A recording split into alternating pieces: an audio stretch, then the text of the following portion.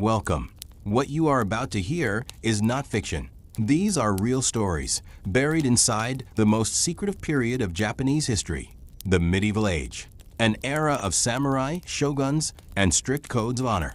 But beneath that honor, there was obsession, betrayal, and crimes so calculated, so cold-blooded, that even historians still debate how they were possible. 5 people let their deepest, darkest desires consume everything around them. And by the time we reach number 2 and number 1, I promise you, you will question everything you thought you knew about this era. Stay with me until the end, because number 1 has never been told quite like this before. Let us begin. Number 5. The monk who built an empire on forbidden desire. His name was Dokyo, and in 8th century Japan, technically the late Nara period bleeding into early Heian, this man came closer than almost anyone in history to becoming emperor of Japan without a single drop of royal blood in his veins. How did he do it? Not through war, not through politics, through a woman, Empress Shotoku, one of the most powerful female rulers Japan had ever seen. Dokyo was a Buddhist monk, brilliant, charismatic, and deeply aware of the power he held over the empress. Historians have debated for centuries exactly what their relationship was. The imperial court records are deliberately vague, but what is clear, unmistakably clear, is that by 761 AD, Dokyo was not just the empress's spiritual advisor. He was her closest confidant, her most trusted companion. He held titles that no monk had ever held before: Grand Minister of State, then something even higher, a title created specifically for him, placing him just below the empress herself in power. Think about what that means. A commoner, a monk, running the imperial government of Japan. The court was furious. The nobility watched in horror as this man, this outsider, accumulated land, wealth, followers, and influence, all because of his relationship with one woman who happened to sit on the throne. And then came the moment that nearly shattered Japanese history. An oracle, reportedly from the USA Shrine, declared that if Dokyo were made emperor, the nation would prosper. The empress considered it. The entire imperial bloodline held its breath. A nobleman named Wake no Kayamaro was sent to verify the oracle. He returned with a different answer. The gods, he said, had never intended for someone outside the imperial line to rule. The declaration was reversed. Dokyo's ambitions collapsed the moment Empress Shotoku died in 770. He was exiled, stripped of everything, and died in obscurity. But for nearly a decade, one man's unchecked desire for power, fed and enabled by one woman's trust, nearly rewrote the entire course of Japanese civilization. Let that sit with you for a moment. Number 4. The lady who weaponized her beauty in the shogun's court. The Kamakura period, 13th century Japan, a society built on rigid hierarchy, where women were expected to be silent, obedient, invisible. And then there was Masako, Hojo Masako, the woman history would call the nun shogun. Her story begins with an act of pure defiance. She was the daughter of Hojo Tokumasa, one of the most powerful warriors in eastern Japan. She was promised in marriage to someone appropriate, someone chosen. But Masako had already decided. She chose Minamoto no Yoritamo, a man living in exile, a man with no current power, a man who was technically the enemy of the established order. She ran to him in the middle of the night, through a storm, according to legend. Her father sent men to retrieve her. She refused to return. That decision changed Japan forever. Yoritamo went on to found the Kamakura shogunate, the first military government in Japanese history. And Masako stood beside him, not as a quiet consort, but as an active political force. When Yoritamo died, it was Masako who held the government together. When her own father attempted to install a puppet shogun and seize control for the Hojo clan, it was Masako who had him exiled, her own father, removed from power by his own daughter. She took Buddhist vows, hence the title nun shogun, but she never stopped governing. She sent letters. She negotiated. She placed and removed shoguns like pieces on a board. 3 shoguns came and went during her years of influence. She outlived her husband, outlived her sons, outlived most of her enemies. And the desire that drove all of it? Not wealth, not revenge, something more dangerous. The absolute, consuming need to never be controlled by anyone ever again, not even by those she loved. History remembers her as powerful, but the court she operated in called her something else entirely. They called her terrifying. Number 3. The passion that started a war that destroyed Kyoto. Most people have heard of the Unin War. Fewer people know what truly ignited it. Yes, there were succession disputes. Yes, there were rival clans. But underneath all of it, underneath the politics and the military maneuvering, was something far more human: desire, jealousy, and a shogun who was so emotionally consumed by the people around him that he lost the ability to govern at all. Ashikaga Yoshimasa, 8th shogun of the Muromachi shogunate.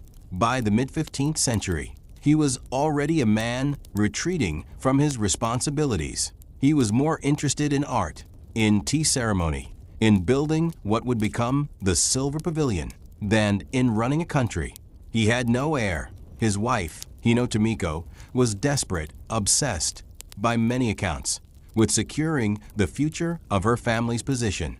When Yoshimasa finally had a son, the succession question should have been settled. But another candidate had already been named by rival factions.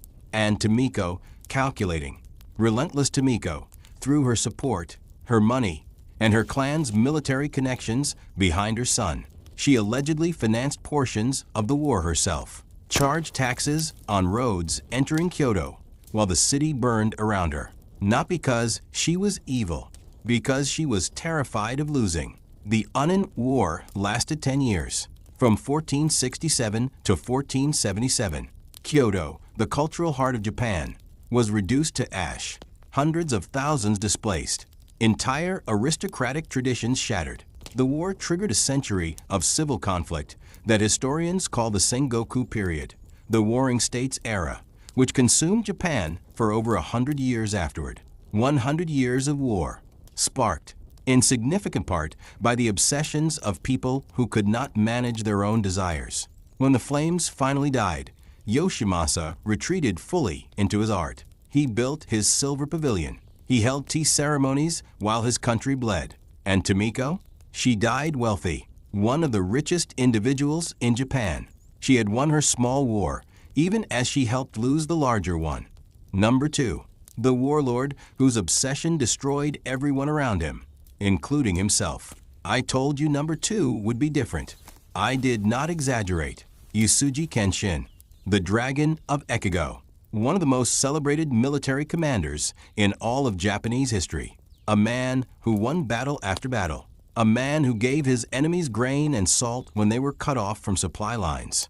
Because he believed war should be fought with honor, not starvation. A man who Buddhist scripture governed completely. He is remembered as noble, righteous, pure. But there is another version of Kenshin's story, one that the admiring accounts tend to soften. Kenshin's obsession was not a person. It was a concept, honor, military perfection, the absolute, unrelenting pursuit of a war conducted on his terms, by his values, for his vision of what a warrior should be. And that obsession made him incapable of finishing what he started. He fought Takeda Shingen, his greatest rival, 5 times in a series of battles at a place called Kawanakajima. 5 times. Over 11 years. Neither man decisively defeated the other. Military historians have analyzed these campaigns in extraordinary detail. The conclusion is consistent. Kenshin had the capacity to end the conflict multiple times. He chose not to, because ending it would have meant doing something less than perfect. It would have meant a siege, or starvation, or burning villages, things beneath his code. His obsession with being the ideal warrior made him a perpetual warrior. His men fought for over a decade in brutal mountain campaigns. They bled. They died. They came home to wives who had grown old, children they did not recognize. And then in 1578, on the eve of what many believe would have been his greatest campaign, Kenshin collapsed in his latrine. He died within days. The cause is debated, possibly a stroke, possibly something introduced into his food or drink by an enemy who had grown tired of fighting him honorably. He left no clear successor. His clan tore itself apart within months. Everything he had spent his life building, every battle he had fought with such rigid purity, unraveled almost immediately. His obsession had consumed 40 years and left nothing permanent behind. But that is not the worst story, not even close, because we have not talked about the man who used desire as a weapon, who used other people's obsessions against them, who looked at a country in chaos and saw not a tragedy, but an opportunity. Number 1, the man who seduced an entire nation into giving him everything. Toyotomi Hideyoshi. Before you say Hideyoshi, everyone knows Hideyoshi. Let me tell you what most accounts leave out. He was born with nothing, peasant origins. By most accounts, in a society where your birth determined your ceiling. He had no ceiling anyone could see. He entered the service of Oda Nobunaga, the most feared warlord of the Sengoku period, as a sandal bearer, literally a man who carried his lord's shoes. And then he started watching. Hideyoshi possessed something that none of the great warlords around him fully understood. He understood desire, other people's desire, what they wanted, what they feared losing, what they would do to protect the people they loved. He used that knowledge with surgical precision. When rival commanders needed reassurance, he gave warmth. When they needed fear, he showed force. When Nobunaga was assassinated in 1582, Hideyoshi moved faster than anyone. Within days, he had avenged his lord. Within months, he had positioned himself as the successor. And within a few years, he had unified Japan, a feat that armies of samurai with centuries of noble blood had failed to accomplish. But here is where the story turns dark, because Hideyoshi, having achieved everything, absolute power over a unified nation, became consumed by the very desires he had spent his life manipulating in others. He needed an heir. His obsession with legacy became total. He had his nephew Toyotomi Tsurumatsuru initially named heir. Then, after his own biological son was born, he forced his nephew to take his own life. A young man, executed by his own uncle's paranoia. He launched 2 invasions of Korea. In 1592 and 1597, catastrophically costly campaigns that killed hundreds of thousands, drained Japan's treasury, and accomplished nothing strategically. Why? Because he wanted an empire. Because unifying Japan was not enough. Because the desire for more had no floor. In the final years of his life, aging and increasingly erratic, he conducted a mass execution of Christians in Nagasaki. 26 people, including children, publicly put to death. He dismantled the castles of rival lords not through military defeat, but through elaborate political manipulation, convincing them to surrender. Fortifications they could have defended, simply because he understood their pride better than they did. When he died in 1598, his final letters were addressed to his Council of Regents, begging them to protect his young son, Hideyori. He was terrified. The man who had spent decades making others afraid was, in his final hours, consumed by the same fear he had weaponized against an entire generation of warlords. His son was dead within 15 years, his entire dynasty gone. The man who built an empire out of understanding human desire could not escape his own. And that is where we leave medieval Japan tonight. 5 stories, 5 people, 5 different desires for power, for autonomy, for security, for perfection, for legacy, each one justified, each one, at some level, deeply human, and each one, taken past the point of wisdom, catastrophic. History is not a collection of monsters. It is a collection of people who wanted things too much, for too long, without anyone able to stop them. Japan's medieval period produced some of the most extraordinary art, philosophy, and military strategy the world has ever seen. It also produced these stories. Both things are true. Both things matter. If you found this unsettling, good. That means you were paying attention.